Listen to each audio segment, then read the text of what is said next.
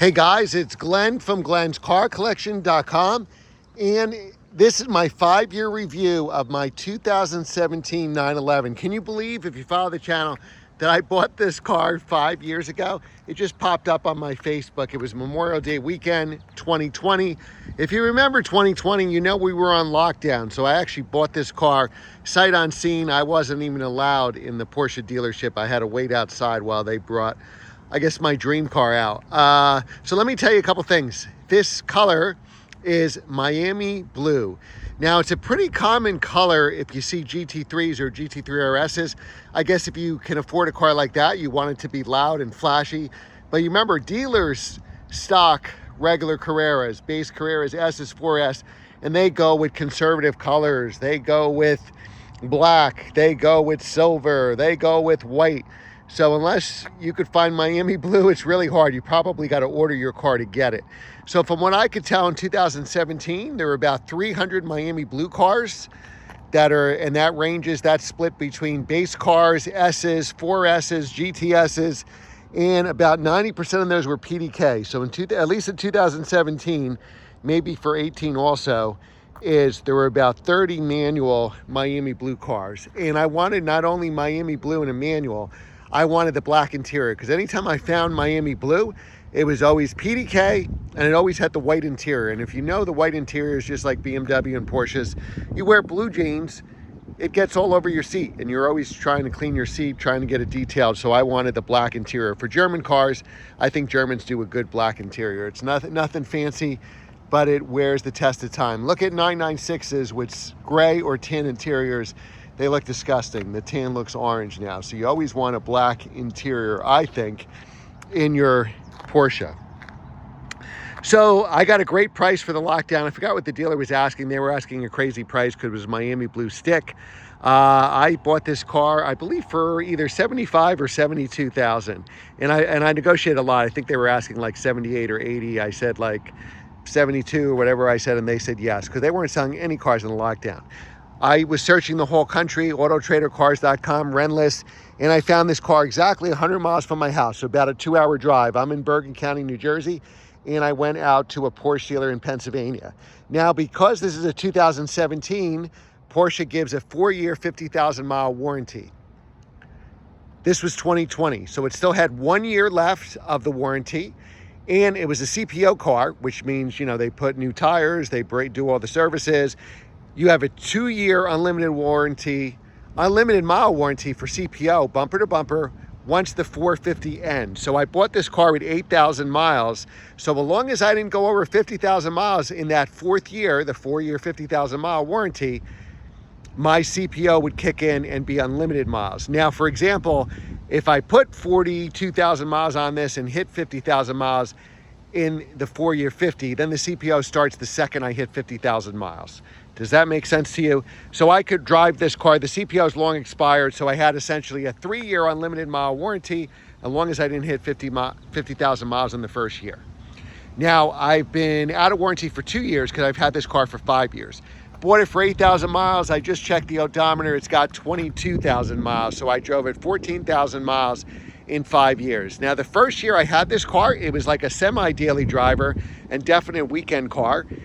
And I drove probably a lot of miles because there was COVID, there was a shutdown. I have a real estate license, so I was out. I'm a commercial real estate agent full-time, so I was allowed to be out and about during the lockdown because companies still need places. They still need to run their businesses. So I drove this car a lot, and the roads were pretty much empty during COVID. So I think the first year, as essentially a second car, I drove this 3,000 miles. And since then, I've probably driven it about 1,500 miles a year. So I'd like to drive it more, but as you know, I have other cars. So let's go over the options. The options are 20-inch Carrera wheels, the agate gray wheels, which I think look really good with Miami blue. I think silver is standard, and I think you can also get black. The one option I wouldn't have taken this car, otherwise this car I think is spec'd perfectly, is the sunroof, but I like that it's body color so you don't see it's there. I rarely use the sunroof. In 5 years, I've probably used it 5 times. Again, other options, black interior with the sports seats. I think they're 14 or 18 way. I forget what they are, but they're a manual adjustment back and forth. Manual transmission. This was really hard to find. This is the 7-speed manual. What else do I have? Sport exhaust.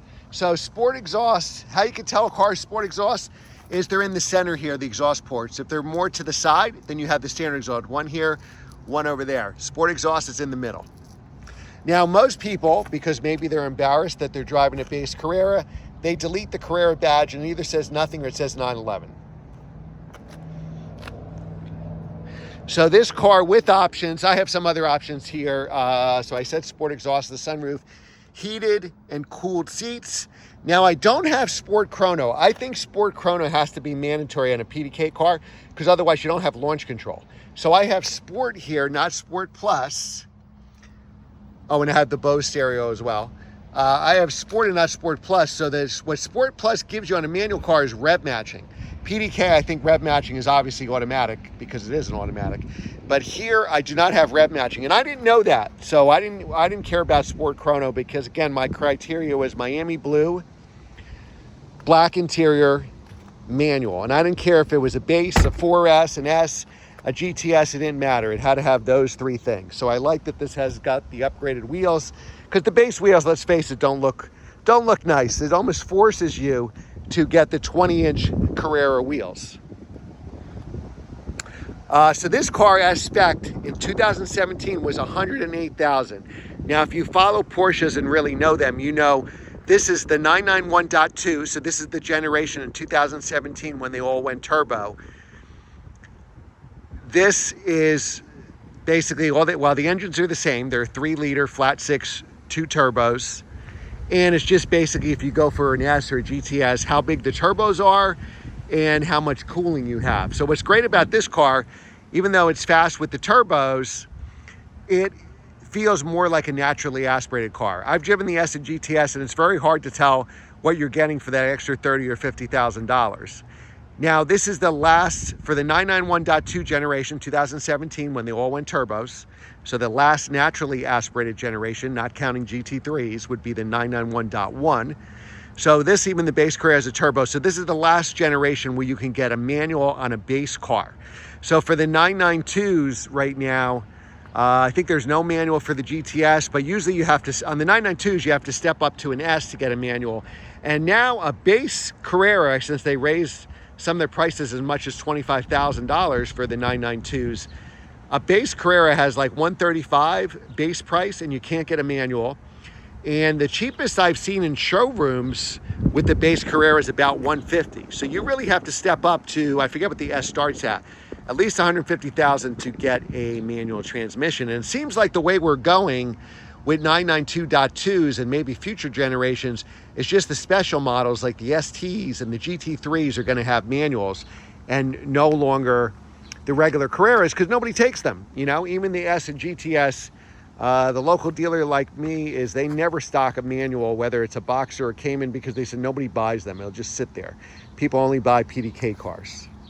And you know what? People don't buy bright colors either. So that's why you don't see many racing yellow or guards red or Miami blue or shark blue. You see them in the GT cars because, hey, you want a GT3, you want it Miami blue or shark blue, but not in the regular, let's call them normal cars. What else could I tell you? So 2017 generation also gave you a backup camera. Yes, in 2016, your regular Carrera did not have a backup camera. In 2016, with the naturally aspirated engine, they had a 3.8 liter flat 6 for the S's and 4S's, and the base models only had a 3.4. Not a fan of those base models, so that's a good way to get a car cheap, and you can get them in a manual, is a 991.1, which goes from model year 12 and a half, 2012 and a half, because they were still making in early 2012 997s, and even made turbo S's to 2013's 997.2s. Confused yet? But 2012 and a half to 2016's, you could get a naturally aspirated 3.4 or 3.8. I like the turbocharged cars because if you follow the channel, I have a ton of videos on the channel of my 993 turbo. So I've had naturally aspirated 911s and turbo, and I much prefer the turbo. So that 993 turbo spoiled me. So speaking of that, this $108,000 brand new, this car was 108 brand new with the options I described, and I forgot some of the options, but basically Bose heated and cooled seats, 20-inch Carrera wheels, the sunroofs, the sports seats. The manual was a no-cost option. Miami blue paint, which I think was only $850 option. Then they made it $3,300, or maybe it was $3,300. And now they discontinued it. It's essentially a paint to sample color, if they'll even do paint to sample in Miami blue. And then sport exhaust was like $2,000 or $3,000 for the Porsche sport exhaust. Greatest thing about the Porsche sport exhaust is there's no drone. So yeah, you can probably have aftermarket stuff that'll make your car sound like a monster, but what's great about this is I can drive in 6th, 7th gear and have no drone. Now, 7th gear I almost never use because I forget that I have it, to be honest with you. I'll show you the key real quick. Oh, that's my S2000 key. Basically for this car, let's go over while I'm looking for the key. Warranty repairs. I've only had one warranty repair, and it happened in the 36th month. Remember, I had a 36-month warranty, and it happened in the 36th month. It was basically an O2 sensor. Up, there's a plane flying ahead. It was basically an O2 sensor, but supposedly they have to drop the engine to get to it. So it was a $2,500 or $3,000 repair, but I didn't have to pay a penny. It was covered by the warranty, the CPO warranty. So this generation, where I was going with this was, this generation is the first to have a backup camera, standard, and Apple CarPlay. And the Apple CarPlay is really well, because the PCM is not the best in this car. But I do like the hard buttons. This spoiler goes up at speed. I think it's about 75 miles an hour, and then goes back down when you slow down. I forget what it has to be, probably like 30-something miles an hour. And this has CarPlay, but it's wired, not wireless. So the new ones may be wireless, I'm not sure. But the 991.1s, you have to plug it in. I think this also has the smoker's package. It does. And basically that's just a plug for your radar detector right there. It's an outlet where you plug in the radar detector. The problem is, on a manual transmission car, it goes over your stick lever. So there is a solution for that. And the solution is you have another plug on the side there. Why can't I find my keys? I know I drove here. So my keys are somewhere. They're probably in my, oh, here it is. So here's the Porsche key. The key basically does lock, unlock in the front trunk. And there's a power outlet on the side there, see it? And that's where I plug in an extender, and I plug in my radar detector to there. And then you have the front trunk. So the gas goes here. When you get gas with a 911, you would block the people behind you. So if there's two pumps, I try to do the back one, because if you're going here, now you're blocking the second pump over there. In New Jersey, we don't pump our own gas. Somebody pumps it for us. So let's look at the trunk. I'm going to change these side markers. I bought the mod, the clear ones, a long time ago, just forgot to do it. Trunk on rear drive cars like this is a much deeper trunk. I can actually, if I take my helmet and skates out and put that, say, in the back seat, I can actually squish my hockey bag into here. The battery is here, so I hardwired a tender, and you have your fluids on the side here. You just pop that up, and that's where the battery is. I believe the battery on this car is original, and this is a 2017, so the cheapest price I could find, because you need programming if you want to use a real Porsche battery, is $650. Oh, so what have I spent on service on this car? Not much. Oil changes. So the advantage of buying a CPO car is they bring it up to service for you. So I've done oil changes, brake fluid. The battery, I think, is original. They may have put a battery in 5 years ago for CPO, but I'm not sure. I always leave it on a tender, so it's still real strong. I haven't had to do brakes. I've done one set of front tires and 2 sets of rear tires, so whatever that adds up to be. All right, so what is it worth today? I got it for a very cheap price in COVID. They've raised prices on 992.2s, $25,000. So now it would probably cost you, you couldn't even get a stick on a base Carrera, like I said. If you'd have to get an S or a 4S and spend $170,000, $180,000 to get it. So there were only two. I only could find 2 base Carreras for sale that had similar mileage. I have 22,000 miles, so I found 2 with 30,000 miles, the lowest mileage I can find. Both said they were manual, but only one was manual. There was a gray PDK with 30,000 miles. The dealer was asking $88,000. And then there was a black manual with 30,000 miles, so still, 20% more than this one. And the dealer was asking $94,000, and that was for a black car. So in my experience, automatic or manual, a discontinued color like Miami blue or shark blue, Python green always brings about $10,000 more. So that would put my value at like 104. If I was to sell this car, which I'm not, I would ask 100 and see what happens. All right, guys, let me know what car you want to see next. Remember to like, share, and subscribe.